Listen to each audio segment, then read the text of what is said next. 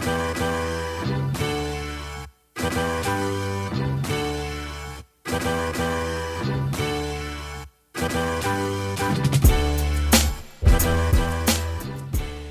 everyone, and welcome to Dallas Hoops Fancast. I'm your host Sydney, and I'm here with my co-host Martin. Hey guys.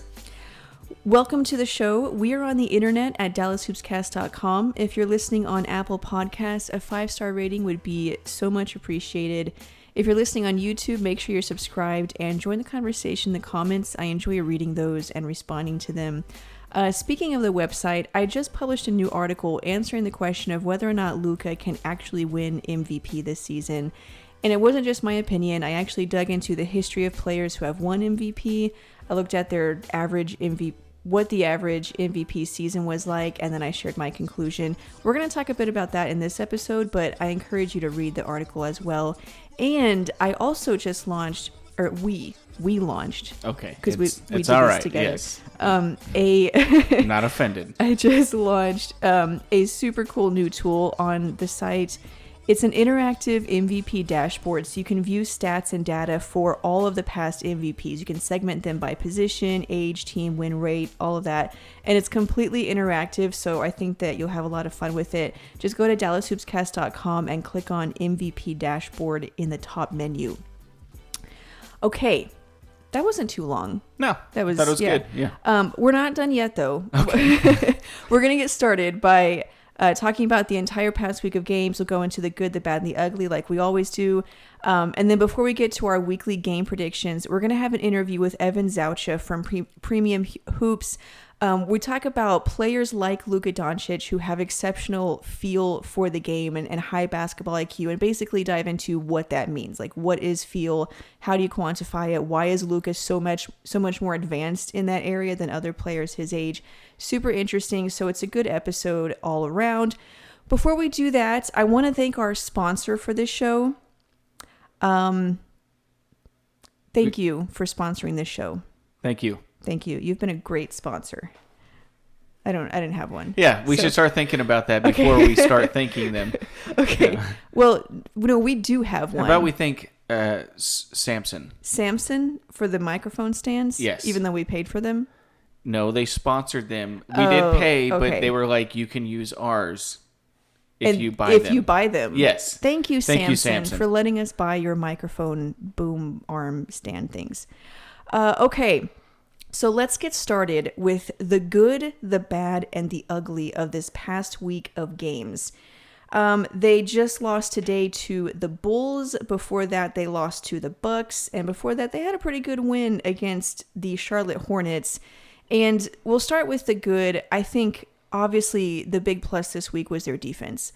The team defense has improved dramatically. After this Bulls loss, they're fourth in defensive rating. There was a point where they were second in the league in defensive rating. It's picked up a whole lot. And that, even in the losses, their defense has been so much better. Well, I think you saw in the Bucks game, even though the Bucks average 120 points a game, so you held them under their total points per game. Their average at 112. And there were some times where you were playing, your defense kept you in the game because offensively, throughout stretches of the game, they struggled to score. The same with the Hornets. The Mavericks offense, for an odd reason, is they're going through these patches, these long patches of time where they can't buy a bucket. Now, a lot of that might have to do with the fact that they have 22 guys out right now. But defensively, it's been keeping them in the games. And you saw against the Bulls, they didn't have that same defensive intensity. Of course, you're also playing two rookies extended period of times. You had another guy out, Hardaway. Yeah. Let's hope he's actually... I mean, I don't want to hope that he's hurt, but let's hope he didn't rest on the first night of a back-to-back. Because, 29 is super old, and he needs that rest. Yeah, I think even against the Bucks when they lost, their resilience that whole game, I really liked it. And then obviously there were some things that happened at the end that caused them to lose. But to me, that was like a normal NBA loss. They played great defense. They were resilient.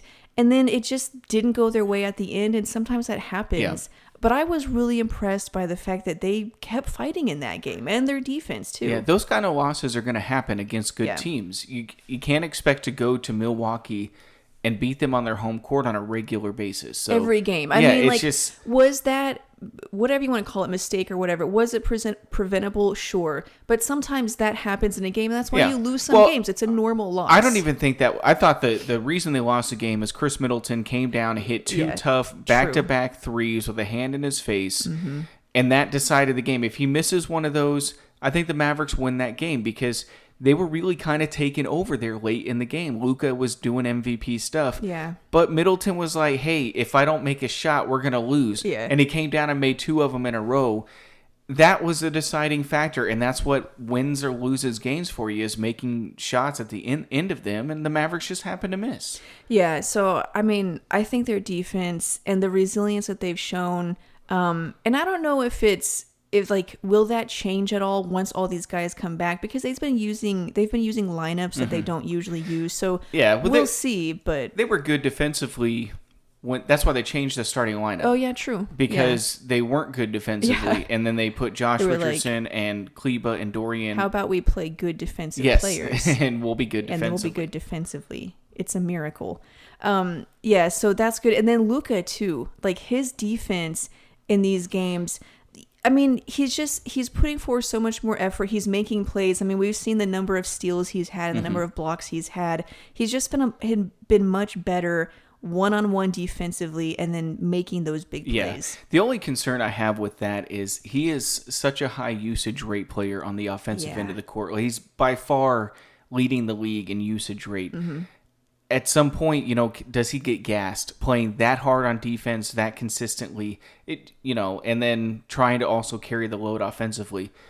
I don't know if anybody could endure that. Well, that was my next question. Like, is he going to be able to keep this up? Like, does he want to keep it up, or can he keep it up? I don't think you.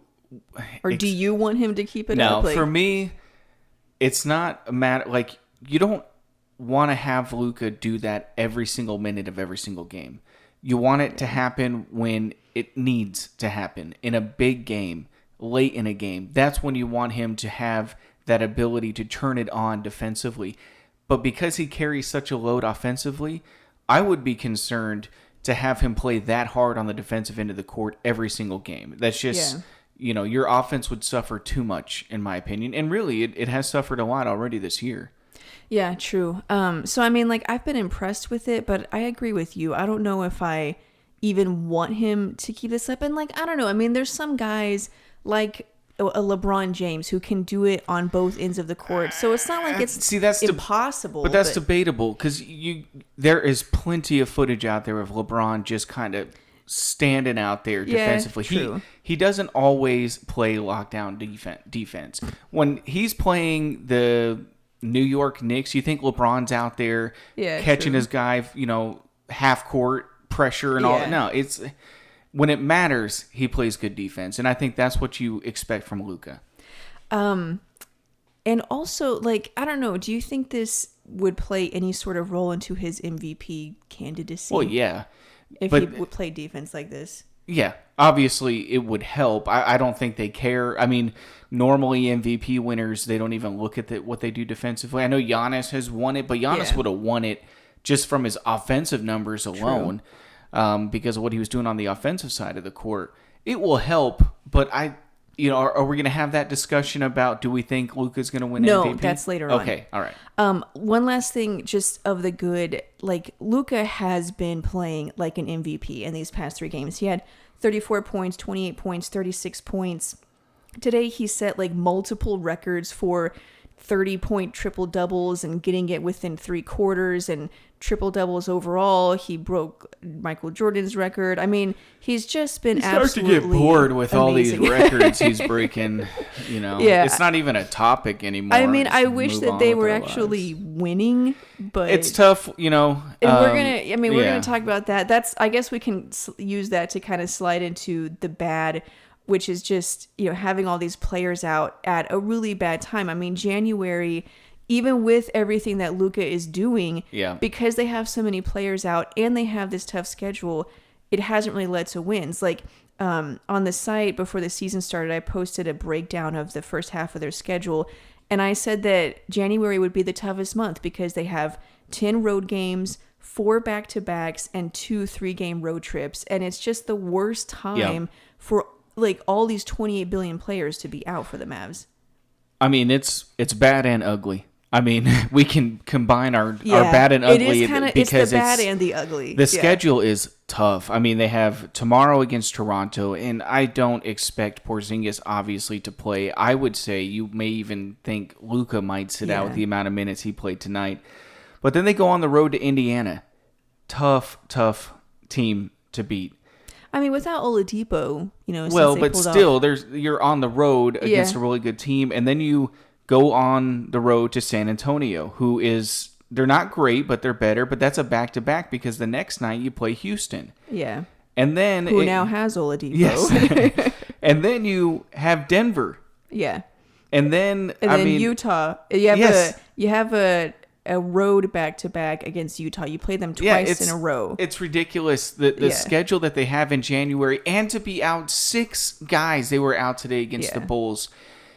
It's just really bad timing. And then Porzingis is not Porzingis yet because he's just coming back from injury. You can't expect him to go out there and just be a 30-point guy every night after missing that much time. So it's tough. I mean, it's bad timing with the COVID stuff, and it's a really tough schedule. I don't know how the Mavs... I mean, this month may determine ultimately where they're going to end up finishing in the Western Conference. In the standings by the end of the season. I do actually want to talk about Kristaps a little bit. I know beforehand we talked about how we wanted to be careful with it because I don't want to... Like you said, it's his 3rd game back. And so I think it's kind of hard and unfair to evaluate him as a player this early. But I think that's kind of what I want to say. Like, that's kind of what I want to talk about is how, like, I know that he's struggling and his shots aren't going in and all of this seems to be compounding because they're losing. But also, it's his 3rd game back from a torn meniscus and having surgery on his knee for the 2nd time, where in the previous season, he was coming back from a torn ACL and just started to find his rhythm in August when he then got injured. Like, he's not going to be good for a while. And I know that all of that sounds bad, that we have to wait again for him to be good. But to me, I don't think that's an indictment on him. I think it's because he had back-to-back knee injuries and he's coming back from it. It's just, it would take anybody a while to be good again or to be themselves again. Well, yes, but that doesn't mean it doesn't hurt the Mavericks as a team. Exactly. Like, I know it sucks. You're counting on Porzingis to be the unicorn. Yeah, a guy that everybody thinks he has the potential to be a franchise player. Obviously he's not as good as Luka, but he has the chance to be a really high-end all-star in this league. Mm-hmm. And for this roster, you need that. Yeah. You need him to be top-level guy in order for you to move in the standings and to go deep in the playoffs. Now, they're not going to win the championship this year because they just don't have enough good players outside of those two. But you can perhaps go to the second round and maybe fight really hard in that second round and take it to a 6 or 7 game series or whoever you play in that second round. But without him being at that top level, it's really hurting the Mavericks. And it's not fair to Porzingis because he can't control it. But it's also not fair to the Mavericks, It's just it's a sucky situation, it is, basically. Yeah. And it's true, like, he's their second guy. They got him to be their second guy, and they have, I think, delayed putting off any major roster moves in order to keep him as their second guy. And whatever happens in the future, I don't know. But they've clearly made that commitment to have Luka be the player A and Kristaps is player B. And so while he's either not playing or out there not playing well, like, yeah, it sucks a lot. But I think it's, I don't know, I just think he's going to suck for a while because he came back from 2 major knee injuries. Yeah. And that sucks. Well, and it's just, can you emotionally accept that and not want him gone? Yeah. Or can you, I don't know. It's just... You need him to be that guy. Yeah. And he's not going to be. Here's a good question. Do you think that he should be playing differently given the fact that he is struggling? Or is it just a matter of time? Just let him play. I don't know if he's ever quite felt comfortable in this offense. And I know people will say, well, the 30-point the 30-point double-double he had in the bubble, it was a handful of games. And you know what? He looked good. But the Mavericks were 2-6. So it's not like they ran through the teams in the bubble when both him and Luka were averaging 30 points and 10 rebounds. They still were losing games. So there's still something missing with that. But do you think, is that an indictment on Kristaps, or is that an indictment on the roster just not being good? Like, you have two guys that are playing like all-stars and you still go 2-6. Does that mean and then also, I mean, you do have to consider the fact that they were taking it to the Clippers once the playoffs started. Yes, but then the Clippers got eliminated in the second round, so perhaps the Clippers weren't as good as we thought they were going to be. Yeah. And not to take anything away from what the Mavericks did, but it's not like the Clippers went and won the championship. True. They got eliminated in the next round. Okay, then going back to my previous question, like, does that say something about Luka and KP, or is that more just about that roster wasn't as good as we thought it was? Well, it's not. The roster's not. Carlisle makes the team better than what it is based on his system and putting players, but the players aren't as good as we all want them to be. Yeah. But I think it's a big question mark. I don't think you've seen enough of top-notch Porzingis and top-notch Luka to have any clue what you're supposed to do with this roster. And top-notch Luka KP duo. At the same time. Yeah. You got 8 games of it. Yeah. Essentially in the bubble and a couple in the playoffs. But I just don't think you've seen enough. I don't know if they really know what to do with these two. Well, and then with all these players being out, like, you have Willie Cauley-Stein and KP starting, and I don't think that's ideal. And we're back to this debate of KP at the 4 or the 5, and I think that's because of these players being out. So we still don't get to really see them. I'm surprised that they're doing the Cauley-Stein KP. I think it was more of a favor to Cauley-Stein because he had so played hard, well, and the advanced numbers showed that he had a high net rating when he was out there. And he had a high defensive rating, too. And so it wasn't 100% fair to him to just immediately put him to the bench on Porzingis' first game back. But I think ultimately, and I could be wrong, I didn't think we would ever see this lineup to begin with, but ultimately I think Porzingis is the 5 and Maxi's the 4. Yeah. And I think you have to determine if that's going to work. Yeah, and I mean, what sucks is, like, you can't do that because all these players are out. Yeah, we probably won't know anything about this team until March. Yeah, because you're going to have this month is going to be brutal, and then you have February to finally get things together, and then we'll see what you have after that, pending any further COVID tests. Yeah, well, that's what I was about to say. That's assuming no one else tests positive or gets injured or whatever. And the Mavs have been one of the worst teams right now with the COVID bug. Yeah, like it's worse than what they're in right now is worse than what the Suns or the Wizards are, where their games are getting postponed because they don't have to worry about losing these games. Yeah. The Mavericks have enough players to play, but all of the guys that they have are out are their top 6 rotation guys. Yeah. And so now, like tonight or today against the Bulls, we saw Tyrell Terry, Tyler Bay, Josh Green and minutes, and if you're Trey Burke is starting, the Bulls were a better team than the Mavericks today roster wise. Yeah, so it's tough. Okay, so back to my original question: do you think that Kristaps should be playing differently while he is struggling?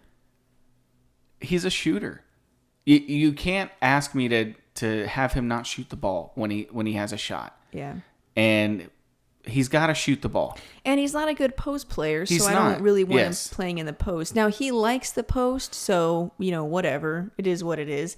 But also, one of the reasons why he was called a unicorn is because he could shoot those threes. I thought we saw one play one time in Milwaukee where it was a curl off at the elbow. At the elbow, yeah. And it was a wide open shot. And I was like, why? We should do that a little bit more for him. I know the mid-range game, all the whatever. The fact is, that's his shot. Well, I get so annoyed with... I'm an analytics guy. Yeah. I love the advanced numbers, but I think you can't hinder yourself. There's a balance. Yes. Yeah. Analysis can be paralysis. And sometimes I think the Mavs paralyze their offense a little bit. They take the only thing Porzingis is elite at is a mid-range jumper when he's open. And that sounds ridiculous, but that's Yeah. not really that high. Not a lot of guys can do that. Yeah. So why can't we run a little bit more of him coming off a curl at the elbow with a pull-up jumper? Try it out. Let him get going a little bit. He's always shooting at 35 feet out.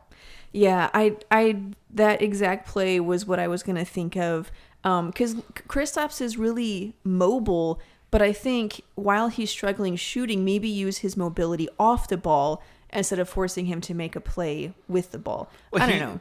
He's not good making the play with the ball. Yeah. He's just not. At least right now, yeah. He hasn't been ever since we got him. Yeah. So, if you watch highlights of New York, yeah, you're going to see a highlight of him doing that. But what about the 13 other times where he drove it and lost the ball? He loses the ball on his dribble. It's weird. It's maybe just, because he's so tall. Well, and the ball, it takes 9 seconds from the ball to hit the ground and back up to his hand because he's a giant out there. So he, to me, is a catch and shoot guy. Now, can he be elite at that? Elite to the point where it helps you win a championship? I think maybe, but that's what he is. Yeah, and I think, like you said, right now, it's just, I don't know, I feel like we haven't seen enough to know anything. Mm-hmm. That coming back from the torn ACL, I mean, everyone sucks that season. Then he got injured again. And maybe that is a sample size of these injuries that he's had. And that's another conversation of his injury problems. But, like, just for right now in this moment,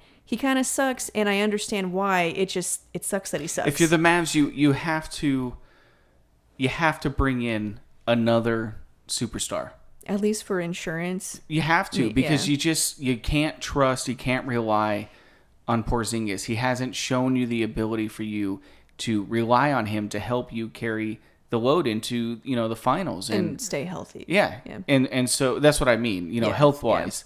Yeah. So I think this free agent class, I know Mavs suck at free agency, but they got to do something. I would try more to do a trade. Yeah, anything. You got to do something. You got to get somebody in here that can play.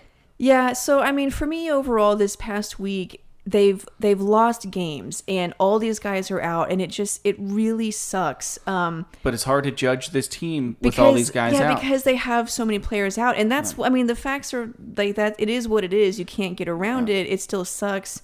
But yeah, I like the way that Luka's playing. I like his defense. He looks amazing. I just wish that it could translate into wins. It's hard to win, when you have a bunch of rookies out there, guys that weren't even drafted. Not just, Josh Green was a first-round pick, but that's, you had all these other guys were second-round picks and some of them undrafted. Or like Trey Burke starting and he was not in the NBA a few months ago. Okay, so that's our good, the bad, and the ugly. Leave your comments or tweet us. Oh, I forgot to say we're on Twitter. I'm on Twitter @_Sydney Myers. Thank you for those comments. You're welcome. Okay, let's move on to the next topic. So we kind of touched on this a little bit. Can Luka actually win MVP? Obviously, he's been playing amazing. And, again, I dug into this a lot more in the article on DallasHoopsCast.com. But I want to just debate it here. Like, he's putting up the numbers. He's close to averaging a triple-double. Is that actually enough? Like, do you think he could actually win MVP like this? I think his numbers are not going to be what determine it. His numbers are going to be up there.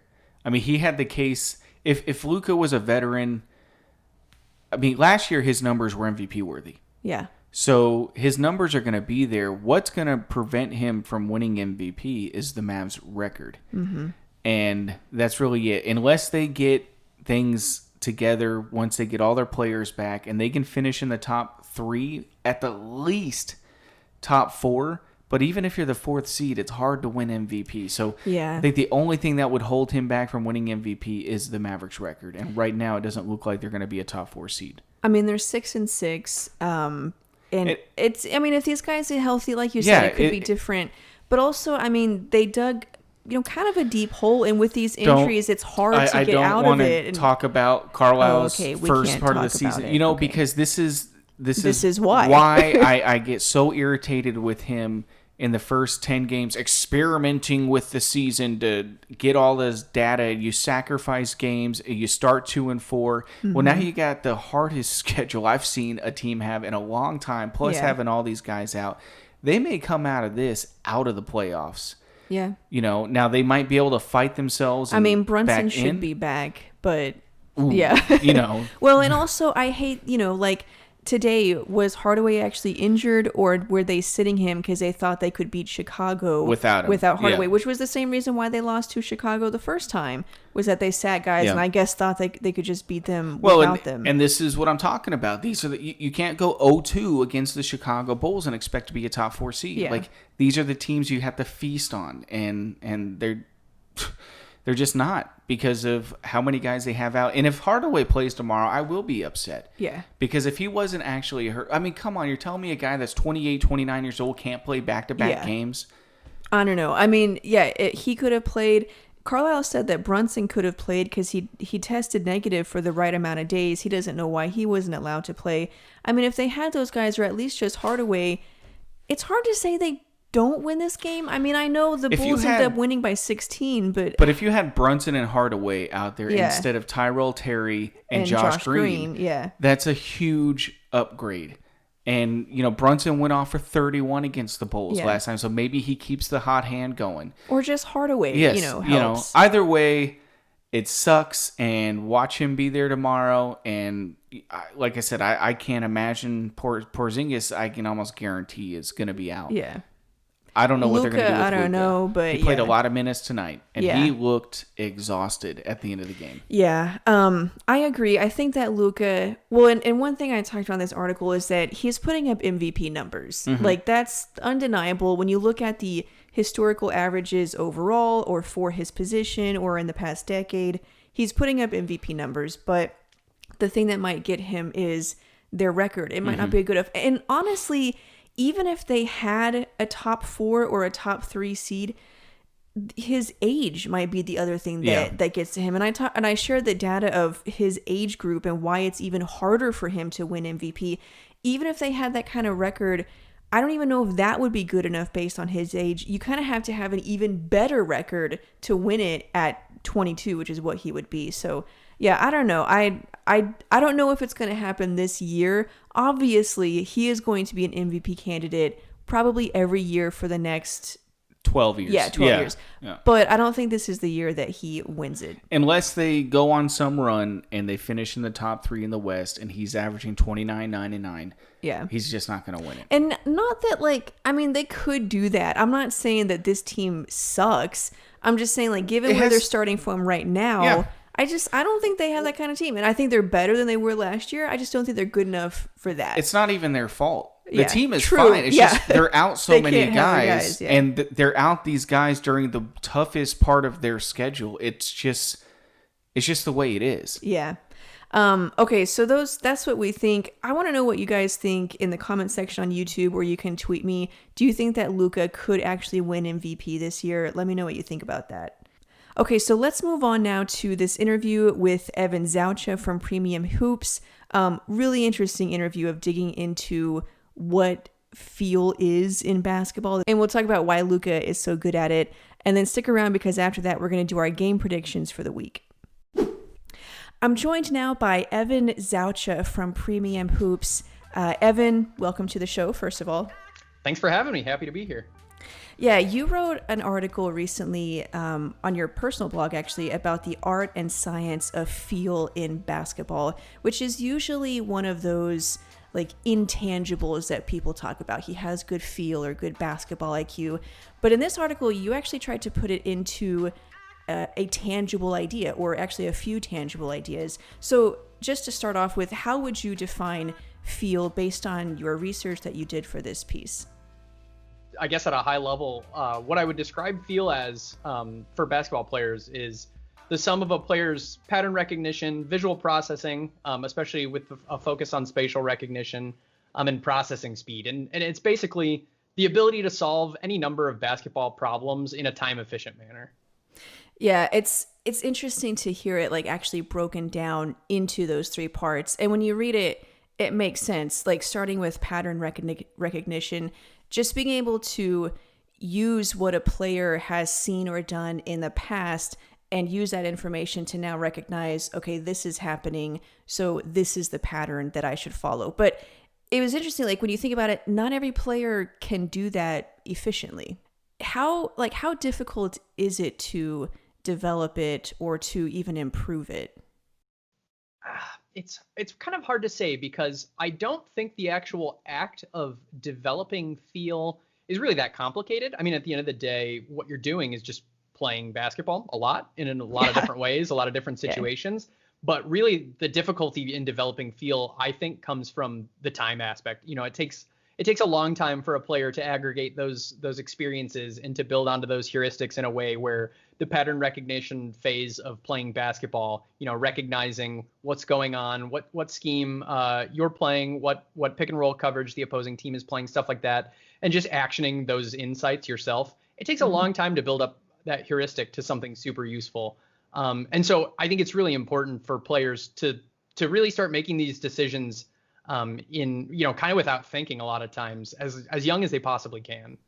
Yeah, my next question was going to be, do you think age has something to do with it? Because some guys they identify basketball skills early on and they start that training, compared to a guy that maybe just starts late in high school or in college. That time difference, he's able to see so many more patterns and therefore recognize so many more patterns and make the right decision. Yeah, exactly. And a lot of the time there's maybe one player on the court who's making decisions, especially with ball in hand at any one time. And so a lot of the time that player gets decided on when they're young. It's maybe the best guy on the team is the guy with ball in hand the most. And so other players a lot of times are making decisions that are a little different. They're maybe not on ball reads or dribbling decisions, but they're when and where to cut. When to set a screen, what side to set a screen, when to split off your screen and roll, just even little things like that. But really the bulk of that development, I feel like, comes from making on-ball decisions and really being forced to speed those decisions up too, so that you're making those decisions kind of subconsciously based off past experience. And if it doesn't work, you update the heuristic, and that solution is probably not the best solution for that problem. And if it does work, that's something in the toolkit you can use for later. I think a good example is, since I'm a Mavs podcaster, obviously, Luka Doncic just having those skills of basketball IQ and having that feel. And, again, going back to the time being a factor, he had been around basketball since he was just a little kid, like 6 years old, and started training with a professional team at the age of 13. So you could see how that experience leads to having developed that feel over time. But taking that into consideration, do you think that it is just a time factor, or is it something just an innate talent that someone is born with? I think a lot of it is time. I'm of the opinion that kind of the Western ideal that we can develop ourselves as much as we really want. But there is definitely a time component to that. But that said, like, it's really tough to answer that question, because if you look at players like Magic Johnson, Luka Doncic, LeBron James, like, yeah, they've had ball in hand from a young age. And especially in the case of Luka, he was training in a professional environment from when he was a kid, which slight tangent here. I love the way that the European professional basketball system works with academies and everything. And I'd love to see something like that in the NBA, because you can really start to build these skills at a young age. But it's really tough to say if it's innate or if it's developable, I guess, which definitely isn't a word, but that's okay. And I think at the end of the day, it's like many things you see in psychology, biology, and neuroscience. You're both a product of your genetics and of your experience as you live your life. And so I think feel is somewhat the same, but I definitely do think it can be developed.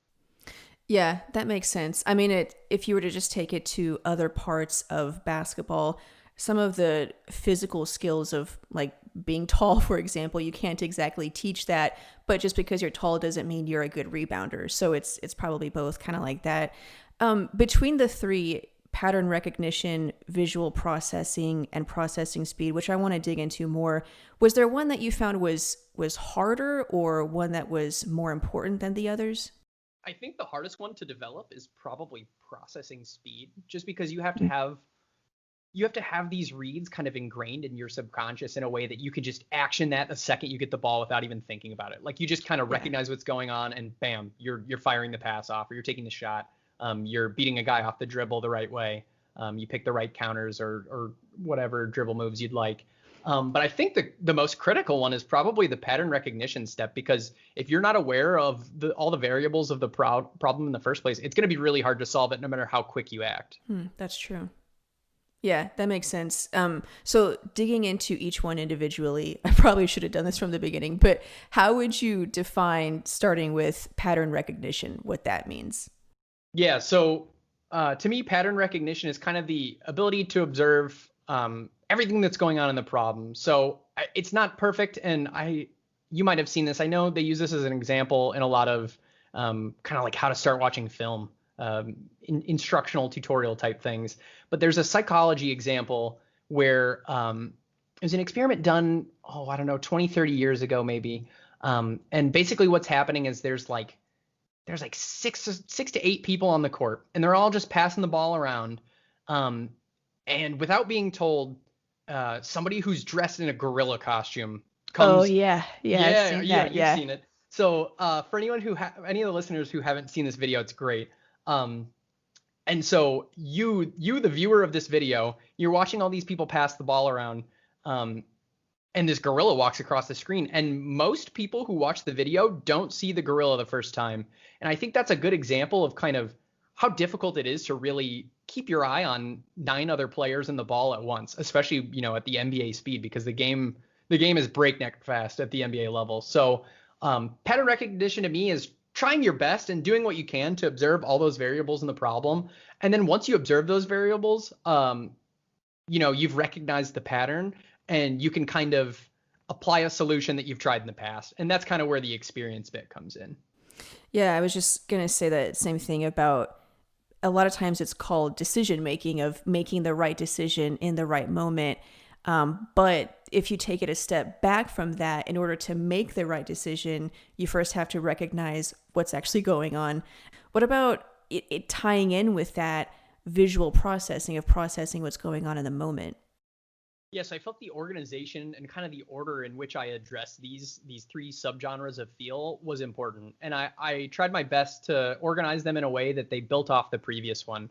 And so visual processing is the second bit of this heuristic, I guess, or this way of thinking that I described. And I did that because visual processing is basically how your body is collecting and moving all this information along. So without getting too into the weeds of the biology, you're seeing something with your eyes. That visual information is being coded into electrochemical signals that the brain can actually interpret. And then once you've visually seen kind of what's going on, you've gathered all the information that you need. But it's important that this visual processing step is constantly ongoing, because nothing in basketball is static. The other 9 players on the court aren't standing around. The ball is not going to stay in the same place. And so the visual processing is hugely integral to the process, because you're constantly updating the information that you're gathering. Yeah, that makes sense. I think a lot of times it's like the intangible trait of instinct. It almost seems like a player knows what's going to happen before it happens, when in reality, his brain is just able to process what he's seeing better than perhaps another player. So the third piece of feel is processing speed, which I think is actually really closely tied to what we were talking about, visual processing. How would you define that? Yeah, so once you've kind of assessed all the variables in the problem, you're perceiving what's going on around you, and you're constantly updating all those variables in the problem. Processing speed is the speed at which all of that processing is going on, which I've just defined it with its own words. So I'm going to do a better job of that.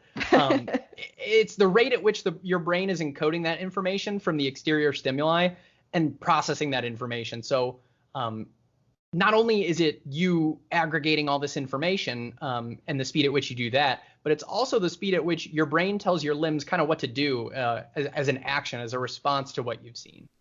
And you had a good example of how this can be developed with the Ball family, the Ball brothers, Lonzo and LaMelo. What do you think helped them in their training to be potentially successful in the NBA?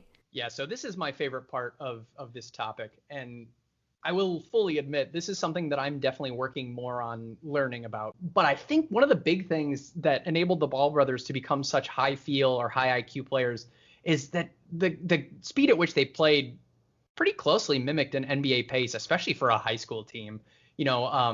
Maybe they get scored on, but they're inbounding right away, and maybe they're even chucking the ball up full court, really trying to put pressure on the defense. And so when you get into a situation where you're making these decisions so quickly all the time, you're playing at this crazy pace, and everybody on the team is a willing passer. That's like the perfect environment to me to kind of develop these skills, especially when you're at that young age, high school, because you kind of get a step ahead of everybody else. Really, a lot of teams, a lot of players might not even see the pace tick up that way until the NBA.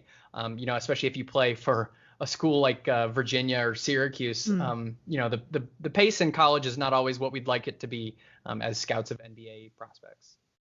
Yeah, this made me think of exactly that, the difference between the college game and the NBA game, which is, I think, recognized by most people in terms of just the style and how that can affect a player.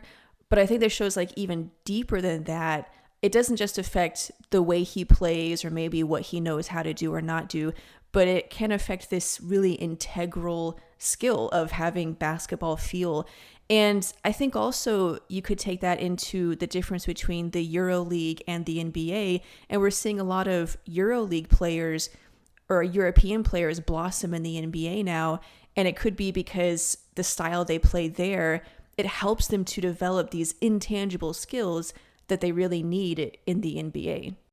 Yeah, and the professional European game is just so much better as a facsimile of the NBA game than college is in a lot of ways. Like, college, they play gimmicky defenses like zone or like the pack line at Virginia. And you're not really going to see a whole lot of that in the NBA. So yes, those experiences are definitely valuable because, any experience you have, especially if it's directly related to the sport you're trying to get better at, is going to be helpful. But it's less directly applicable to the NBA game.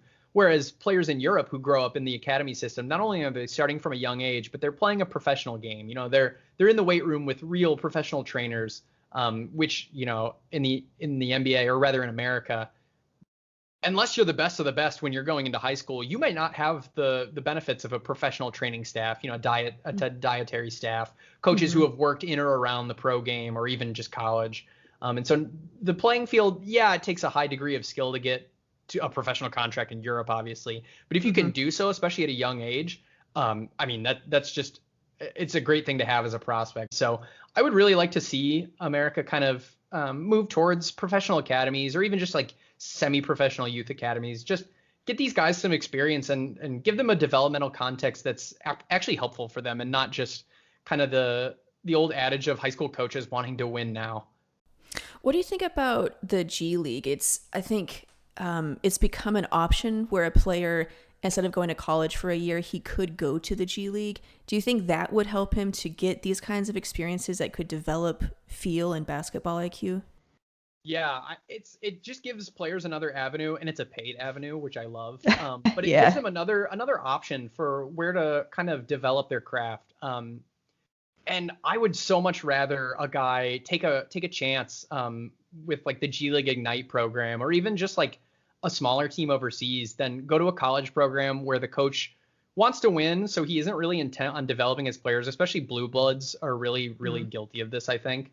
I would much rather see a guy go to a context that's good for his development and not as good for his profile than to go to a big school like a Duke or a Kentucky, as we've seen prospects go this year, and just kind of have themselves like in their development not be a central focus, which I totally understand.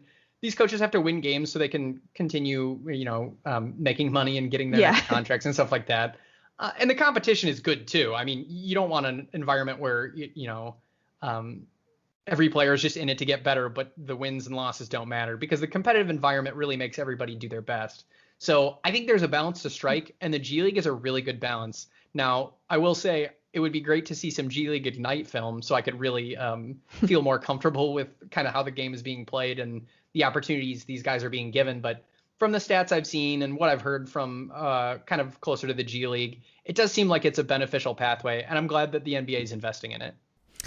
What do you think happens when a player seemingly never develops this? As a Mavericks fan, I think about a player like Dennis Smith Jr. who had a lot of physical talents and and real skills. I mean, he wasn't a terrible shooter. He was athletic. He could play the game of basketball, but he seemed to lack feel compared to Luka, who clearly just had it from the beginning. When players, go their whole career without developing it, is that part of training, or do you think there's something going on there? Again, going back to maybe it being an innate talent, what do you think happens there? Yeah, I think it's a little of both, which is a little bit of a cop-out, but it kind of depends how long it takes for it to click for guys. You know what I mean? Like, so the classic phrase that we hear is that the game slows down a couple years into your professional career. Mm-hmm. And then I don't think that the rate at which that happens is the same for every player. So Dennis Smith Jr. is a really good example. Maybe if you continue giving him on-ball reps, he could pick up, better and more efficient decision-making skills. But, he's getting paid to win games right now. He's a professional basketball player. So it may not be in the team's best interest to give him the reps he needs to feel that out. Whereas if you're another good example I like to think of as someone who watches way too many Bulls games for my own good is Zach LaVine. And so Zach was always wired as a scorer. And he was just so athletically gifted. Even at UCLA, he didn't really need to find the right answer to the problem because he could brute force with pure talent. And we're finally starting to see kind of the benefits of him being given so many on-ball reps. I think his passing has really improved. I actually highlighted his improvements in reading the game and making good decisions in an article that came out today for Premium Hoops.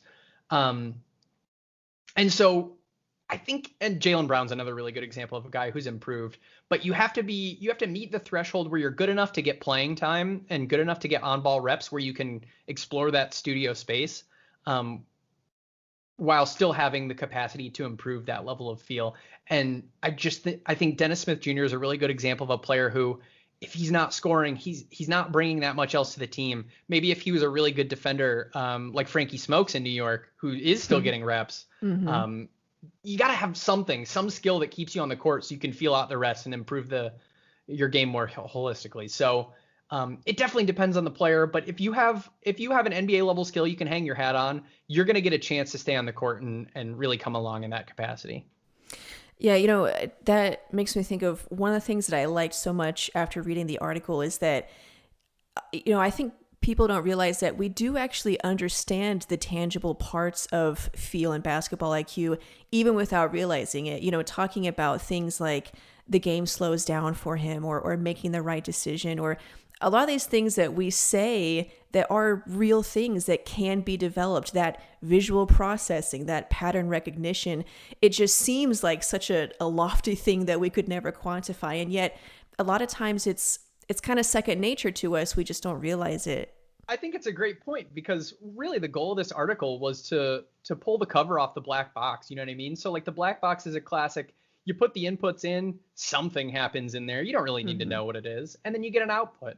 And I think, like you said, we all touch on and use these kinds of, I guess, colloquialisms really to describe basketball IQ and feel and how the game slows down. But what I really wanted to do is just kind of make that tangible and understandable and describe a little bit of the science behind it. So my last question, I guess, would be, all of this being said and how we can kind of make it a tangible idea now, why do you think it is so rare for players to have this feel? I think that development is still at a place where this just isn't being emphasized as much. And I think while scouting is finally coming around to players, like just draft players who are good at basketball and don't draft a guy who's like a freak athlete but can't play the game of basketball. I think training is the next one to come around, and kind of taking pride in every player in your program being able to make decisions at a high level is going to be really important for the game going forward, I think. And that's kind of what I hope to get from discussions with coaches and stuff like that. I'd love to inform coaches. Like, I want to hear what they're doing in practice, and I want to consult and help them improve those drills, those scrimmage type things they play in a way that helps players become their best selves. And so I think it's a little rare just because basketball is still a pretty young sport and we're still learning a lot about it. we're still tracking box score stats in like the most simplistic way. Like we still haven't added hockey assists, for example. So, and that's really something I love about the game of basketball. There's always another layer deeper that you can go. There's always something new you can learn. And if you ever feel like you know it all, you're missing something. I like that. That's kind of just true in life, I think. Evan, thank you so much for being on. I want to make sure I give you the chance to tell people where they can find you on the internet, where they can read your stuff and listen to you. Yeah, I do most of my talking on the Bird app. You can find me on Twitter at easy_hoops. You can find my writing. This piece, the Neuro piece, you can find on my blog, easyhoops.co. And most of my other writing you can find on Premium Hoops, premiumhoops.org, and or at Premium Hoops NBA. Okay, awesome. And again, yeah, this article is, I mean, we barely scratched the surface of everything that's in here. It's very detailed and just extremely interesting. So make sure that you check it out, everyone listening, again on easyhoops.com. Evan, thanks for being on. I really enjoyed it. Thanks for having me. Okay, let's finish up with game predictions for the week. They have coming up tomorrow or Monday, depending on when you're listening to this, the Toronto Raptors, and then they play the Pacers on Wednesday, the Spurs on Friday, and then a back-to-back on Saturday, they play the Rockets. So that schedule looks a little different from when it did to start the year because the Rockets now have Victor Oladipo, who used to play for the Pacers. They no longer have him. And then also all of these players are out, and we didn't predict that at all. And so Indiana doesn't have Victor Oladipo. Yeah. So yeah, Toronto Raptors, Pacers, Spurs, Rockets. What you got? I would say, I mean, it really depends on when these players are going to come back for the Mavericks. The Spurs and the Rockets aren't, even before the Harden trade, the Rockets weren't the same team that they were the last couple of years. San Antonio is not the same team that they've been the last 25 years. And Indiana without Victor Oladipo. So it's not as hard as originally thought, but none of that matters if the Mavericks don't have their players back. Yeah. So, they could go 0-4 because they have 6 guys out or 5 guys out. Or they could go 4-0 if they get their guys back. So that's really all it depends is their roster. Yeah, Toronto has really struggled this season. I think they've won back-to-back games, though. Now, don't quote me on that. Yeah, I mean, this is recorded, they've won a few more games, yeah. But they've struggled for the season before this. The Pacers, again, they're without Oladipo since they traded him, and the player they got back, Karis LeVert, he's out as well. So they're a much different team. The Spurs, like you said, they're okay. They're 6-6 with like the Mavericks, but if both teams are fully healthy, the Mavs are a better team. True, yeah. And then the Rockets, I don't know what they're going to be like with Oladipo. So I think, like you said, they John very Wall's well, been out too. Yeah, true. So. I think if the Mavericks get their guys back, we know they're already going to have Hardaway and Brunson back. If they can get everyone else back, they could go 3-1 on this. But again, depending on those guys being out. Fully healthy, they're better than all 4 of these teams. They're 4-0, probably. Yeah, they're just better. Yeah. Now, they may lose one I'm because... adding an element of unpredictability. And that's all it is. That's why I say 3-1. Yeah, but if all those guys are out, I still think they can go 2-2. 2-2 would be a huge win. Yeah, they're going to get Hardaway and Brunson back. We already know that. So we're assuming Hardaway's not actually hurt. Yeah, true. So I think they could go 2-2 if they're not completely healthy. If they are, I'll say 3-1. I would say tomorrow, if Luka plays, then they have a shot at winning. Yeah. But if Luka's out, then because you don't want to play a 21-year-old on back-to-back nights. Much. Yeah, he might get tired. Yeah. So we'll see. Yeah. I was gonna say something else. Oh yeah, and this is also assuming that none of these games get postponed. So, hey, that wouldn't be the worst thing for the Mavs right now. Exactly. Okay. Those are our predictions. Share yours in the comments. Thank you guys so much for listening. We really appreciate it.